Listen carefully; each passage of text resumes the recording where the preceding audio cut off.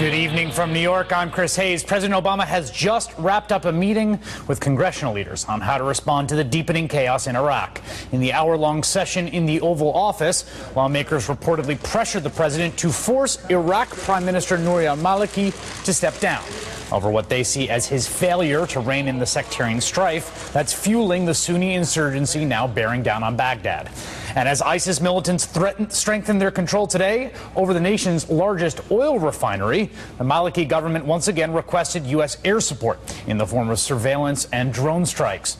But the chairman of Joint Chiefs of Staff, Martin Dempsey, told the congressional panel that airstrikes might be easier said than done, given the unclear intelligence picture on the ground. As we've been talking about the crisis in Iraq over the past couple weeks, it has struck me that, as a country, we still haven't really worked through the ramifications of our involvement there over the past decade. We never actually had a full truth and reconciliation for the crime that was the Iraq War. We've had a couple of small accountability moments, including the midterms in 2006 and the presidential election in 2008, which functioned as rebukes of the people who led us into that war. But now, here we are, 11 years after the war started, having what amounts to the first real public reckoning with the full horror of what we unleashed, who was responsible for it, and how we should move forward. As we watch those who advocated for war debate how to respond to this current crisis, what we are watching is the internal psychodrama of individuals responsible for more death than one can reasonably be asked to internalize. We are watching them work through that guilt publicly in a national conversation that attempts at last to reconcile the sheer scope of what we did. And some people we're seeing have actually learned the lessons of history. Hillary Clinton, who struggled to explain her vote for the Iraq War during the 2008 campaign, has now admitted it was plainly a mistake. And I wanted to make clear in this book, especially in the context of my thinking about what I would recommend to President Obama concerning additional troops in Afghanistan, that I did get it wrong in Iraq, and it was a mistake. Glenn Beck, generally no fan of the left, just came out and said this. They said we couldn't force freedom on people. You know what? Let me lead with my mistakes. You're right. Liberals, you were right. We shouldn't have. Liberals, you were right. Tom Friedman, who once went on television and told Iraqis, quote, suck on this. Tom Friedman wrote in today's New York Times that now is not the time to reinvade Iraq. Heck, even John Bolton, one of the most rabid advocates for militarism of the whole bunch, thinks we should stay out of it. And then there are what you might call the dead-enders, to borrow a phrase, the people who have dealt with the sheer magnitude of what they have wrought by simply double down. Their method of coping with how badly they got it wrong is to scream even louder that they are right, because to allow a little bit of truth to work its way in would annihilate their entire sense of the world's order and their place in it. We've seen this from Bush-era officials like Paul Bremer and Paul Wolfowitz, Senators John McCain and Lindsey Graham, and commentators like Bill Kristol. But at the top of this list, the top of all lists when it comes to the Iraq debacle, is, of course, this man and his ne'er-do-well daughter. Al-Qaeda is resurgent, establishing new safe havens across the Middle East, including in Iraq, where President Obama withdrew all American forces with no stay-behind agreement. Former Vice President Dick Cheney and his daughter Liz announcing they're founding a new organization to advance their vision for American foreign policy. Just let that sink in for a second. They also wrote a Wall Street Journal op-ed condemning President Obama's approach to Iraq, and it's unclear, I have to say, whether or not they meant it to be a self-parody. It actually includes lines like this: rarely has a U.S. president been so wrong about so much at the expense of so many. You see the spectacle of Dick Cheney weighing in on Iraq, and on one level it feels like a just society would have done something formal to sanction this person for what he did and place him outside the bounds of polite society. But in the absence of that, at least we can take comfort in the fact that this man is speaking from a low mountainside in a funny hat, rather than from the Oval Office at the president's side. This is a man whose family name has been so tarnished, so discredited, he couldn't get his own daughter through a primary campaign in his own party in his own home state. He had to go back to the drawing board to find her another job, which he's apparently achieved by starting this new organization. And of course, no accounting for this psychodrama, this spectacle of elites reckoning with the horror of what they did, would be complete without this man, who, to his credit recently, has seen fit to offer no more wisdom, dispense no more advice, and simply spend his days in Texas trying to paint his soul clean.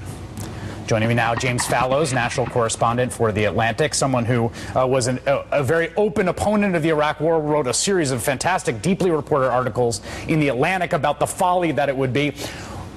What is your reaction to watching the bizarre spectacle of people who supported the Iraq debating with each other on each side what we should do with Iraq now?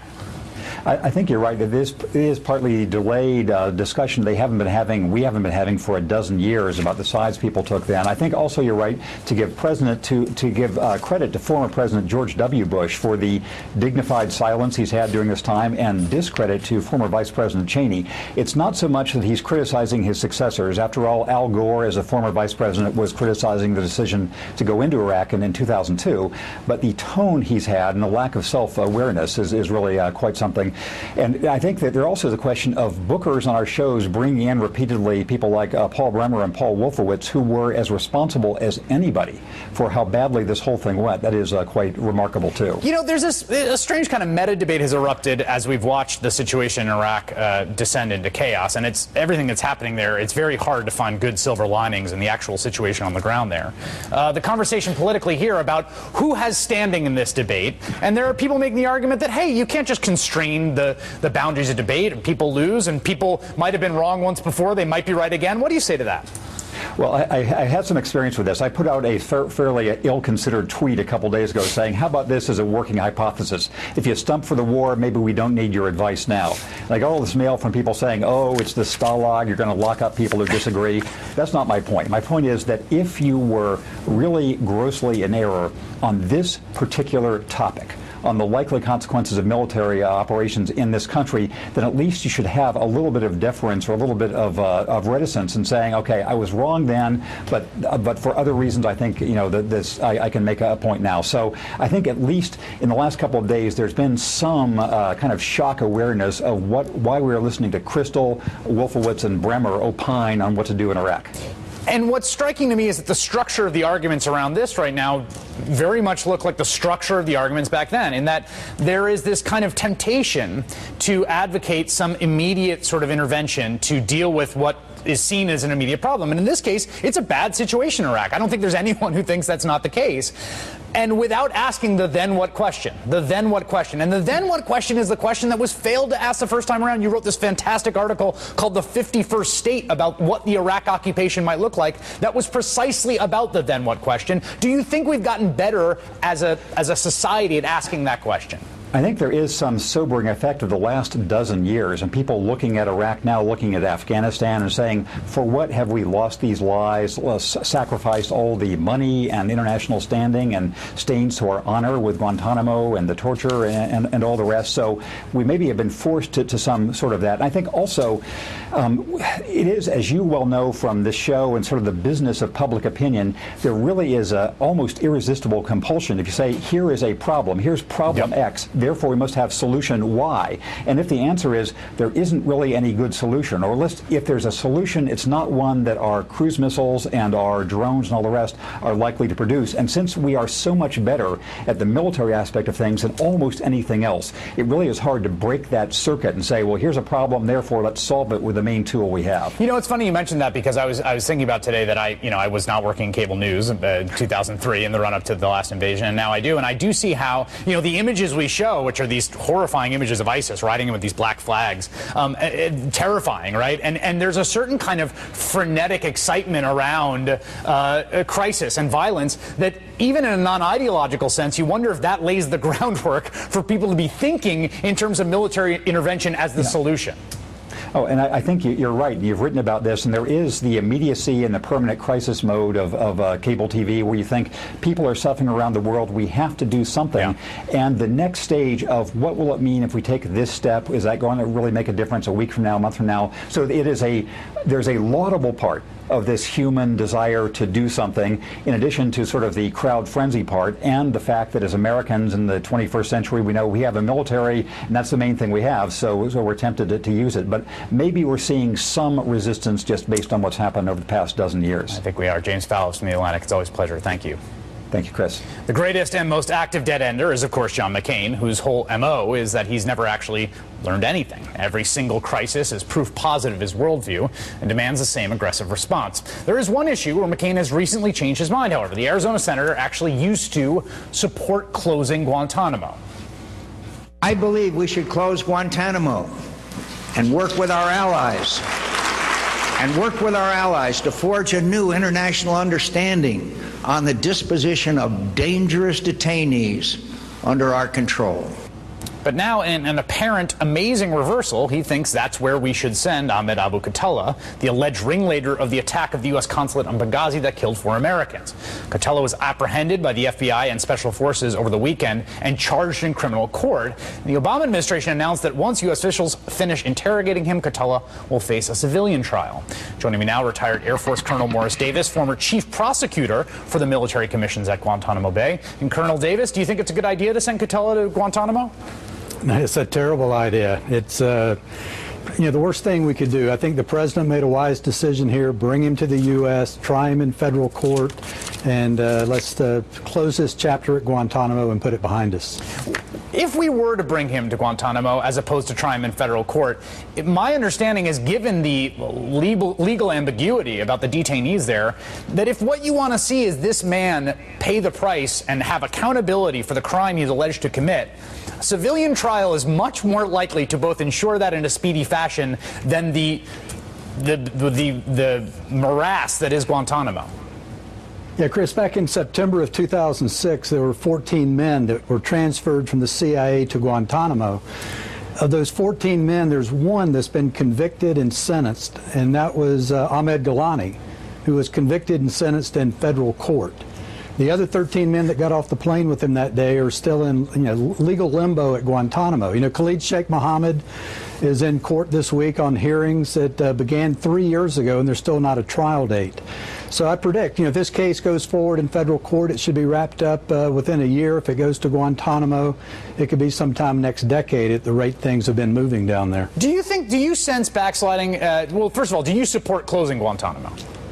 Definitely. Senator McCain, and it's disappointing. I worked with him a bit when I was chief prosecutor, and both he and Lindsey Graham, pushed back against the Bush administration on enhanced interrogation and with the second-rate proceedings at Guantanamo when that was not politically popular to do. So I have a lot of respect for the two of them. But, it was a year ago right now that Senator McCain and Senator Feinstein issued a joint statement that said, quote, "It's in our national interest to close Guantanamo."